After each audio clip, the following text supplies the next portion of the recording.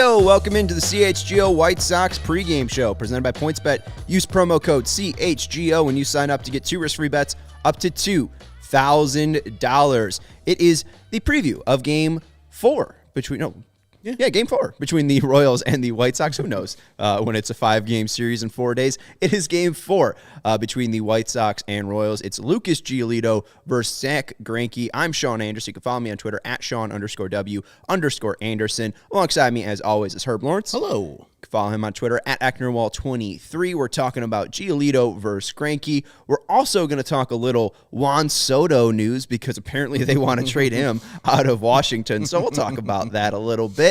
And we'll talk about the second leadoff hitter because Andrew Vaughn's back down there at 9 again. So we got some comments from Tony La Russa on that.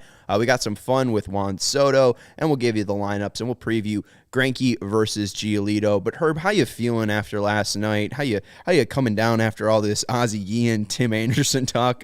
What's on your mind? It just feels like, I don't know, the White Sox underachieving this year is being met with White Sox fans in the appropriate fashion. We take every loss like it's supposed to. And there's a couple hangers on. People in the past will be like, oh, yeah, trust them. These guys will do everything they need to do to get eventually to the AL Central. But it seems like a lot of people are pessimistic because the numbers of runs they're scoring a game are just troubling. After 36 games, they're only scoring 3.5 runs a game. That's a problem.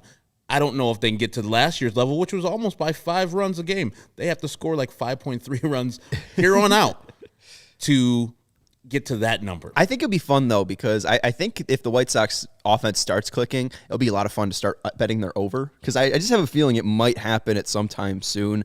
Hopefully they can make the adjustments. It's been shocking how bad they've been. And I don't think that Tony La Russa is helping them with lineup construction, but we'll get to that in a bit. Let's go to the Tony thoughts right away. Let's go to some Michael Kopech stuff. This is from Vinny Duber, who's out in KC right now. He says that Michael Kopech is still expected to start Saturday versus the Yankees, but his child has not been born yet. With Johnny Kopech tentatively set for Sunday, but Kopech's still waiting for the birth of his second child. If Kopech go on Saturday night, it'll be Cueto on Saturday and Dylan Cease on Sunday night. So Herb, what's your thoughts on Johnny Cueto pitching versus the Yankees? I'm good with that, but they should do that right now. His child isn't born. Do not rush that man from witnessing the birth of his child and also having a little bonding time. Have a little time for the mother to recover. Very little time, but at very least give him a week away. I know paternity leave is only like 5 to 6 days. That's garbage. Let Michael Kopech enjoy his family. Damn.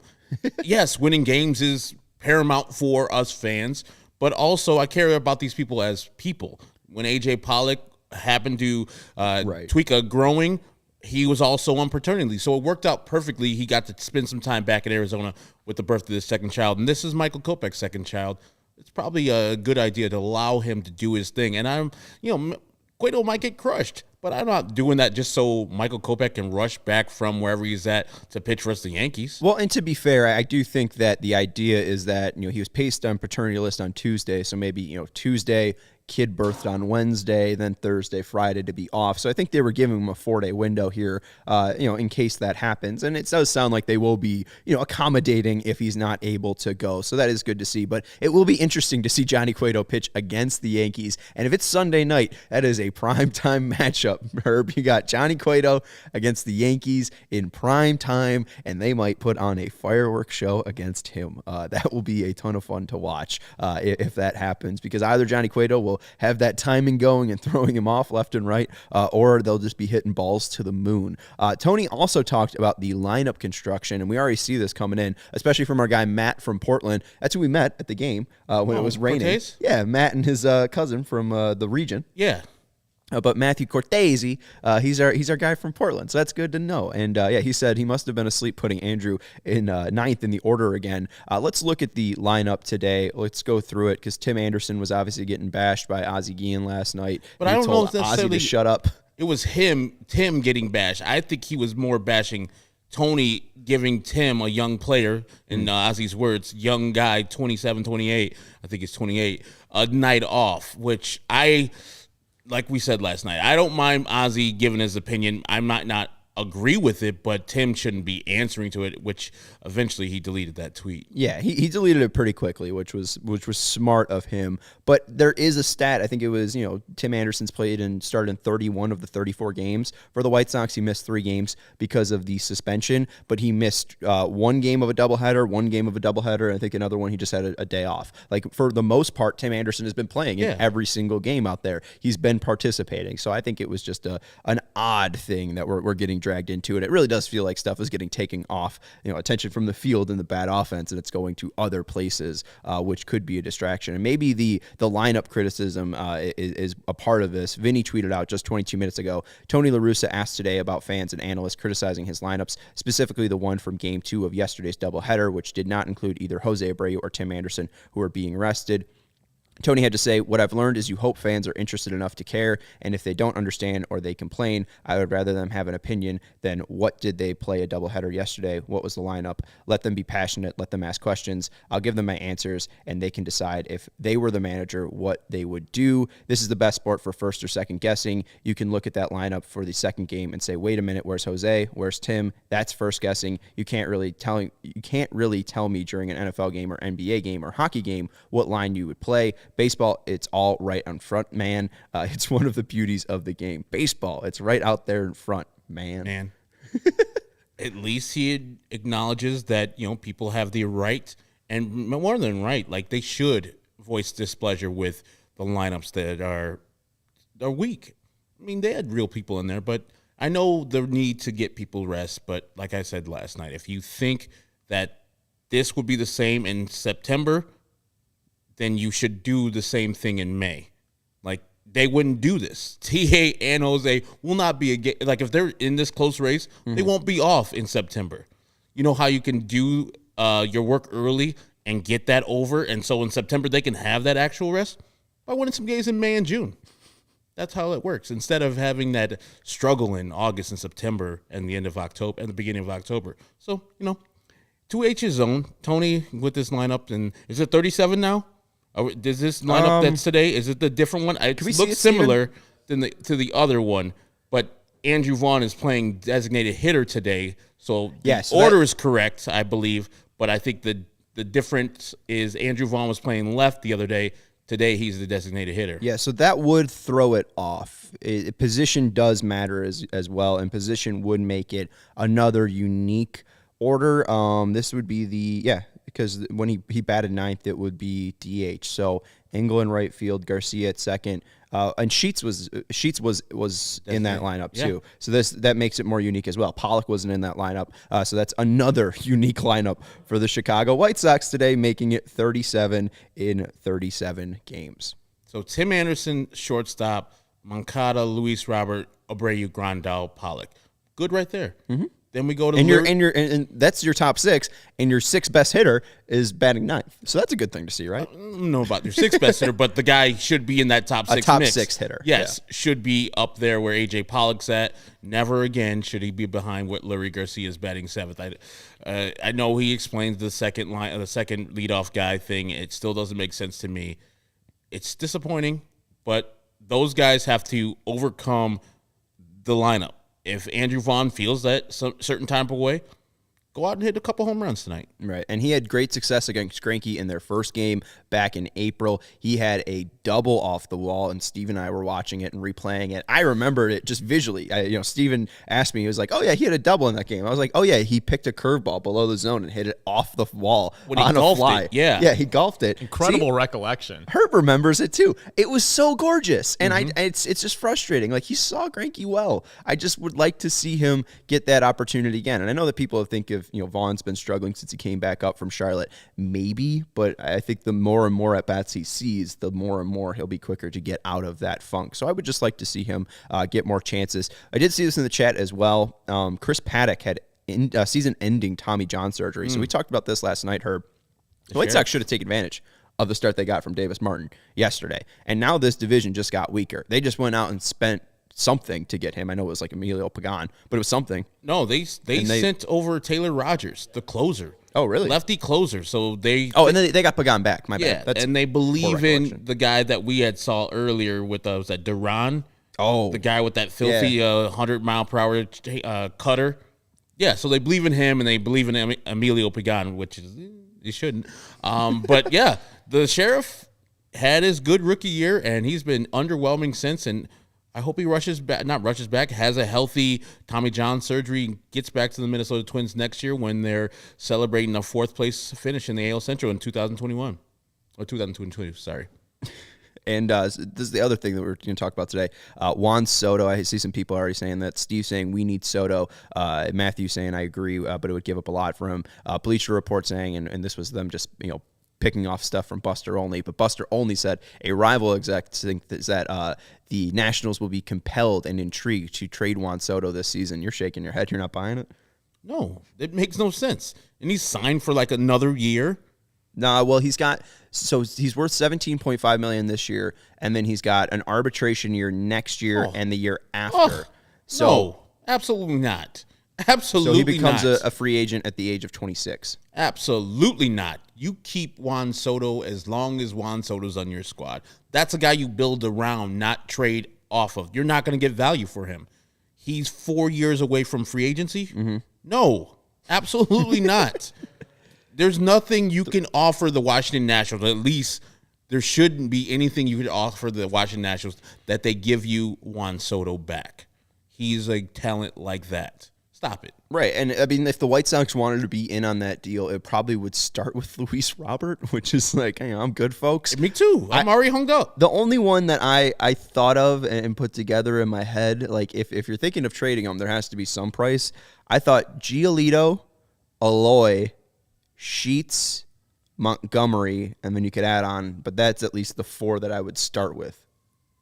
Because Giolito, you have arbitration next year, and then he becomes a free agent the year after. So we just give Aloy's locked up for 5 years, I think. So we're just giving them back the people we traded for them. Can we get Adam Eaton back too? For Juan Soto, I'll take it. Yeah, I mean, can we reacquire Dane Dunning and send him back too? Yeah, we can give him Raylo, and Dane Dunning's starting tonight, and he's got like an ERA of 4. He hasn't been that good, so he's been all right. I like to look back on that Lance Lynn trade, and would be so.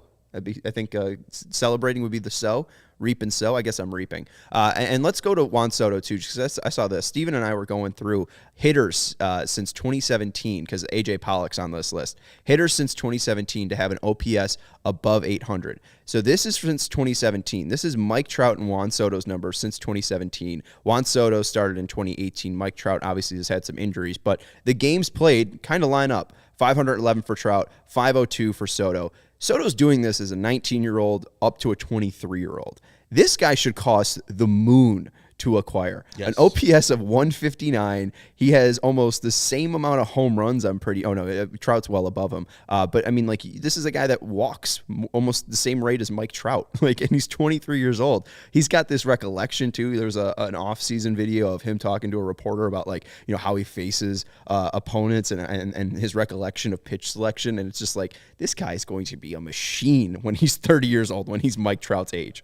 Yeah, and that's what I'm tripping off of. Like, why would you put this out there? I'm trying to think of the team with enough people and the need for Juan Soto. Everybody wants Juan Soto. Who needs him to push them over the top and has the necessary capital, whether it be major league players who are just reaching there and they could be stars, or minor league players that stocked up. The only team I can think about is the aforementioned San Diego Padres. They have a wealth of pitchers. They have a bunch of young players like Abrams, Mackenzie Gore, Trenton. I forgot his last name. Not Trenton Hassel, the former Bulls great. Trent Grisham? No. Trenton. It's something called Trenton something. But they have a bunch of players who are young, hungry, that just can't get on the team. And we've already talked about their starting pitchers. They just have a glut of people who are just there, and that's why they gave away Chris Paddock. And maybe your guy, A.J. Preller, did another slimy thing. Because remember, he got like a suspension because he did a slimy thing to Boston by selling off hurt players. I mean, Chris Paddock just got there to Minnesota. Right. I'm sure there was some wear and tear, but due diligence on the Minnesota Twins part, they should have had the physical a little bit more thorough. I mean, he played 6 games, so I don't know if you can really tell when But a guy's he has a going to history. break. AJ Preller has a history of doing that. I guess. So they have the capital to do it. Now, will they? Because they're in the championship window. That's a type of move that you need to do to compete with the Dodgers. Firstly, so they don't get them. Secondly, so you can get up to that level. Imagine you having Manny Machado, Tatis, and Soto on the one squad. Now you're cooking with gas out there in San Diego. So wait, you're telling me that Manny Machado, Fernando Tatis, and Juan Soto could have been on the same team? If maybe a team in the offseason gave him $300 million when he was a free agent, they didn't trade Fernando Tatis Jr. for James Shields, and they just gave Juan Soto $50,000 more than he was asking for when the Nationals signed him? Interesting. Soto's agent is Scott Boras, by the way, so he'll want a lot of money, and rightfully so, because he's rivaling Mike Trout as a 23-year-old. Let's go to the Royals lineup, because we went through the Sox lineup, and let's go through the Sox lineup just one more time, just so because I think it kind of got lost where Pollock and Leary are. It's above Andrew Vaughn, by the way. Tim Anderson, shortstop, Moncada, third, Robert center field, Abreu first base, Grandal catching, Pollock left field, Garcia second, Engel right field, Vaughn DH. For the Royals, it is going to look like Whit Merrifield in right field leading off, Andrew Benintendi batting second in left field, Bobby Witt Jr. playing shortstop batting third, Hunter Dozier playing first base batting fourth, Carlos Santana doing the DH duties batting fifth, MJ Melendez doing the catching batting sixth, Emmanuel Rivera playing third base batting seven, Kyle Isbell, who's been hot in this series, playing center field batting eighth, and number 9, Nicky Lopez. He's their second baseman, who's also one of their best hitters. So is he a second leadoff hitter? I mean, he hasn't been hitting well this year except for this series, but good. Yeah, well, glad the White Sox can wake him up. Yeah, but I mean, theoretically, that guy, the manager of the Royals, I'm thinking right now, Matheny, is a protege of Tony La Russa. He didn't take over right when Tony retired in 2011 from the Cardinals, so he knows what Tony is thinking about. He probably is like, hey, I'm going to take that before you.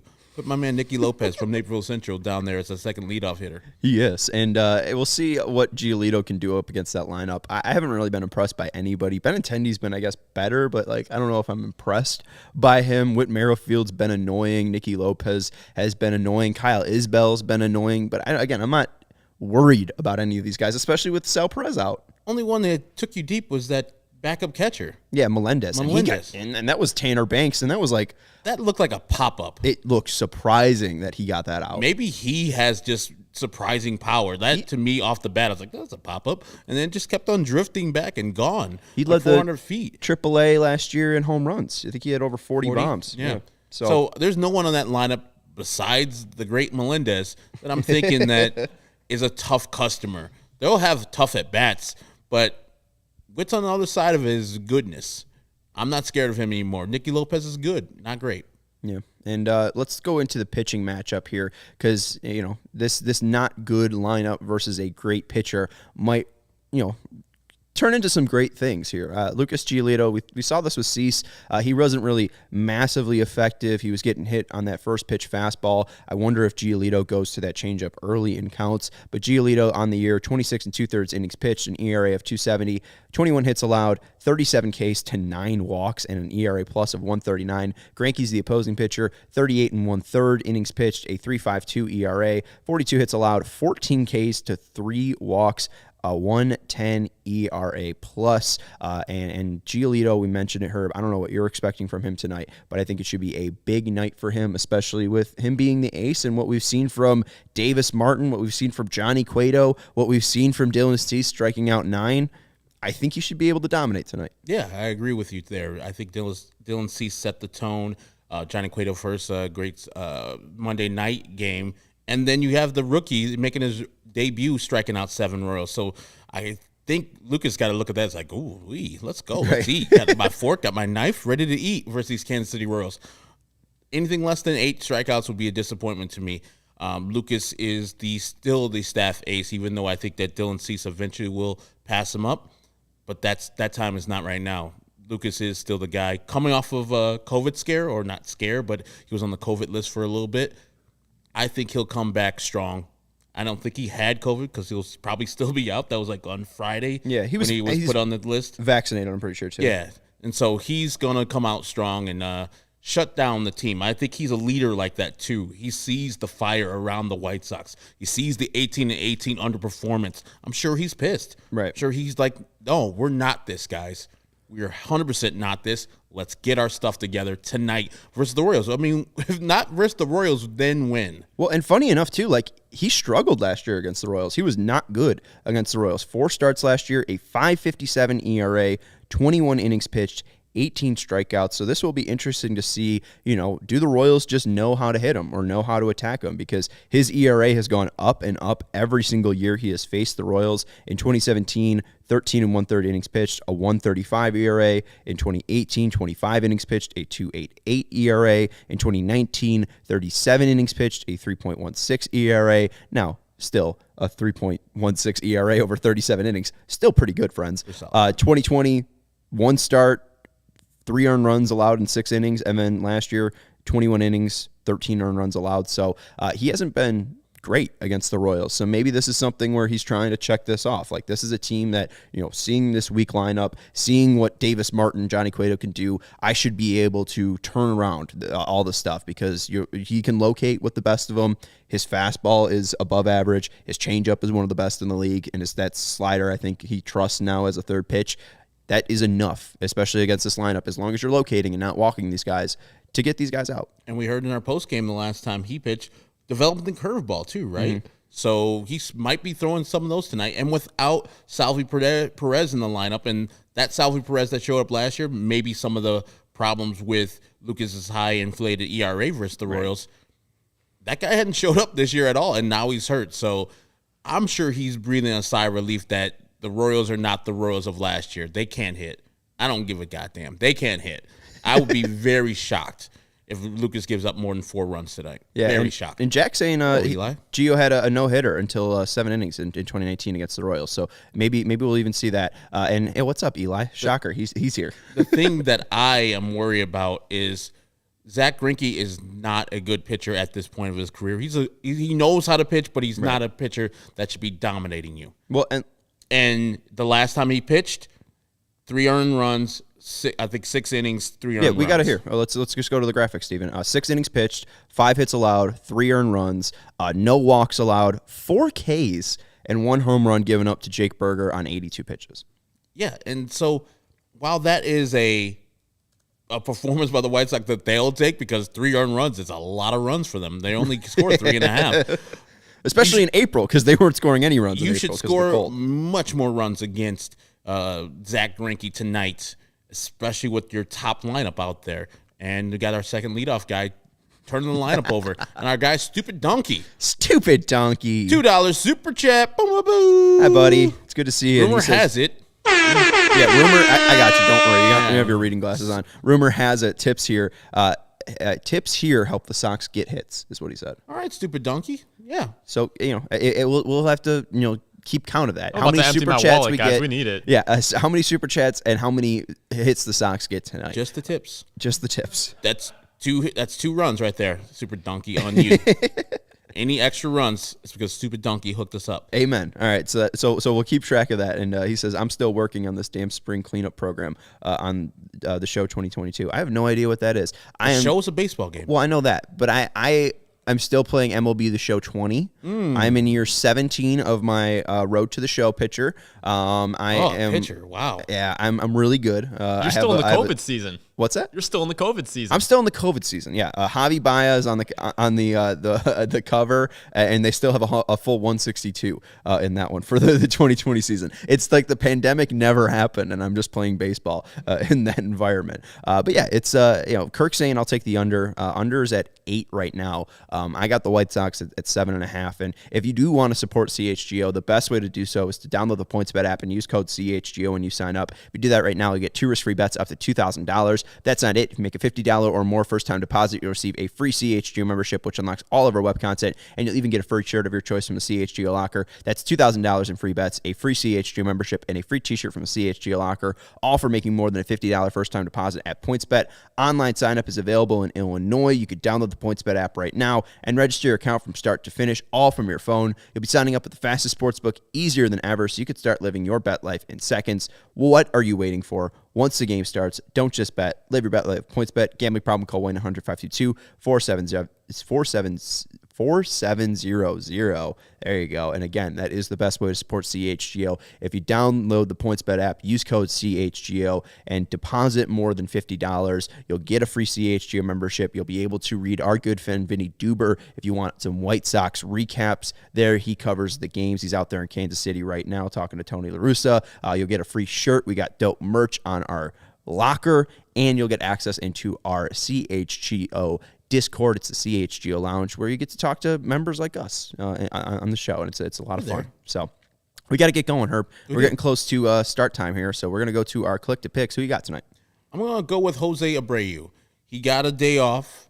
He was bothering everybody. They will never put him on a day off again. And he was starting to stroke it, too. He was starting to kill it. Not Reese McGuire stroking it, but he started to stroke it with the bat. And he's crushing it. I killed Steven. I'm sorry, Steven Nicholas. And so, yeah, Jose Abreu tonight. I was going to go with Timmy, but that's too easy. Yeah, Timmy is too easy. But Timmy, I mean, you talked about it last night. You know, he kind of likes an edge. He kind of likes a slight. So maybe TA coming out and getting 3 hits, we might not be too shocked by. Going to the betting side of things, I'm going with Yasmani Grandal, by the way. He's seen Greinke the most in his career. I guess like a 270 average against Greinke. So for Grandal, that's fairly high. And just with Greinke's declining stuff, we saw a home run from Grandal from the left side. I think that stuff is going to turn it around. And he was one of his catchers when he was a Dodger, yeah, right? Yeah, great. So I've call. always thought, like, when you see and you know what the guy features, advantage hitter against the pitcher of his own teammate. Yeah, especially with the decline stuff. I just think that Grandal will be able to put some in play. And we got Baloney giving some picks in here. Gio over 5.5 Ks, plus the Sox run line is at plus 240. Let's go Sox. The Greinke K-pop is honestly hilarious. It's ridiculous. 2.5 it's set at for over-under. And the funny thing, yes, he struck out 4 Sox last time they faced. That's the most he has this year. He struck out 4 twice in a game this year. He struck out 3 once. He struck out 1 3 times, and he had a start of 5 1/3 innings against the Detroit Tigers where he didn't have a single strikeout. And I remember that day I was predicting the White Sox would strike out 4 times, and the White Sox don't strike out much, and then they didn't strike out much at that time too. Mm-hmm. And everybody's like, "Oh, he's gonna quadruple his output for the year." I was like, "Hey, man." He did. Sometimes a pitcher has your number, and 4 strikeouts is having the White Sox number. Still a quality start by Zach Greinke last time he pitched for them. And no walks is the thing, and we talked about this yesterday. And that's the weird thing. He walks a lot of people, except for the White Sox. Well, he only has 3 on the year so far. I mean, he has a high walk rate. No, he's got 3 walks. I thought it was higher than that. No, he's got 14 Ks to 3 walks. I read it the wrong way. I read it the opposite way. He's walking. He's in the 97th percentile of walks. He's the best. Yeah, no, he's not giving up walks because he can command that strike zone, and that's the thing is this isn't going to be like Brady Singer, where Brady Singer's consistently throwing sinkers on the inside of the plate and sliders on the outside. Greinke's got like 6 pitches, so it's definitely going to be mixed up. It's going to be located well. I would love to see the White Sox draw a walk against him. I would love it, but I don't know. Do you think it's going to happen? There should be a bet. We should have asked PointsBet before that. I would like it though, because I think they'll walk like later in the game. Like they'll get some bullshit walk in the 8th where it's like doesn't even matter. Yeah, not even Josh Staumont. That's too brand name for this. It's like it's gonna be like Adam Engel walking against who's it, what's it. It's gonna be like on 4 straight pitches, and it's gonna mean nothing. But that will be like the one walk the Sox will get. What's your prediction for tonight, Herb? I think the White Sox are gonna win. I think they're gonna come out. The bats are gonna be sparkling. Even though they're only going to score 5 runs. I'm going 5-1 White Sox. I'm going to go, and I know this may be shocking. Okay. And I don't know what hope trafficking is, but I think this is hope trafficking. I think the White Sox score 9 runs tonight. I think it's going to be a 9-1 victory, friends. Let's mark it down. If I could pick Lucas Giolito for my click to pick, I would have, but we're not doing that. Let's go Yasmani Grandal. Let's go Jose Abreu. Let's go Tim Anderson. I feel like all three of them might show up. Maybe not in the home run department, maybe just Grandal in the home run department, but I could see multi-hit games from TA and Jose Abreu. And honestly, after what we saw versus Brady Singer last night, it better show up. I think that's what we're feeling. Something better happened where the White Sox look good tonight, because with Chris Paddock going down, with how their post-All-Star game break schedule looks like, you got to win these games against the Royals, because post-All-Star game break, you can make a big aggressive run for this division, and you need to show that you're good enough to win the division by beating bums like the Royals, who give you great starts to Davis Martin. All right, I'm going to start getting annoyed, but we got Connor Smith giving some great stuff here. Zach Greinke started the 2004 regular season finale against Jose Contreras, and Joe Borchard home runned in that game, and we got Jack Schnitz going with Moncada for his click to pick. Shock Nation is going to go Tony with a late inning lineup challenge. And I think those are all the ones we got. And Alex Potno saying Sox going 4-1 in this series. They'll need to win today and tomorrow. But that's going to do it for the CHGO White Sox pregame show. We'll join you live for the CHGO postgame show after the final out is made. Giolito versus Greinke today. The White Sox look to go above 500 and improve to 19-18. And Jack says Leury Garcia, and he says, just kidding, doesn't count. You typed it. I saw Leury Garcia. That's your pick. Good night, everybody. Go White Sox.